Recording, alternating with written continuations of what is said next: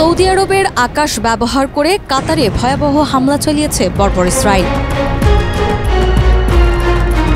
গাজা লেবাননের পর এবার কাতারের হামলার ঘটনায় প্রশ্ন উঠেছে, আর কত নৃশংসতা দেখাবে ইসরায়েল।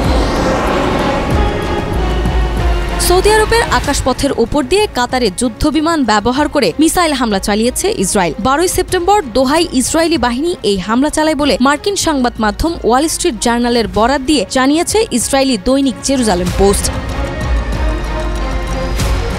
প্রতিবেদনে বলা হয়েছে, ইসরায়েল লোহিত সাগর থেকে যুদ্ধবিমান মোতায়েন করে ফিলিস্তিনি নেতাদের লক্ষ্য করে কাতারের রাজধানী দোহায় আঘাত হানে। এই সময় 8টি F-15 এবং 4টি F-35 যুদ্ধবিমান ব্যবহার করা হয়। তবে ইসরায়েলি যুদ্ধবিমান কোনো আরব দেশের আকাশসীমায় প্রবেশ করেনি। কাতার আবার উপদ্বীপের অন্য পাশে থাকায় ইসরায়েল দূরপাল্লার ব্যালিস্টিক মিসাইল ব্যবহার করে। মার্কিন কর্মকর্তাদের বরাত দিয়ে জানানো হয়, সৌদি আকাশপথের ওপর দিয়ে মিসাইলটি মহাকাশে পাঠানো হয় এবং পরে তা দোহায় গিয়ে আঘাত হানে।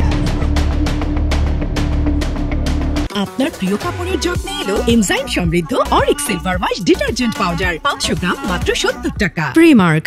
মহাকাশ ভিত্তিক মার্কিন সেন্সর মিসাইলের তাপ ও গতিপথ শনাক্ত করে নিশ্চিত হয়েছে যে লক্ষ্যবস্তু ছিল দোহা। এভাবে ইসরায়েল সৌদির আকাশসীমা লঙ্ঘনের অভিযোগ এড়াতে চেয়েছিল। হামলায় দোহার একটি বহুতল ভবনের অংশবিশেষ ধসে পড়ে, কয়েকজন নিহত হয় এবং আহত হয় অনেকে। হামলার পরপরই সৌদি আরব ইসরায়েলের এই পদক্ষেপকে আন্তর্জাতিক আইন লঙ্ঘন বলে নিন্দা জানিয়েছে, যদিও নিজেদের আকাশপথ ব্যবহারের প্রসঙ্গ উল্লেখ করেনি তারা। কাতারও হামলাটিকে তাদের সার্বভৌমত্বের উপর ভয়াবহ আঘাত হিসেবে অভিহিত করেছে।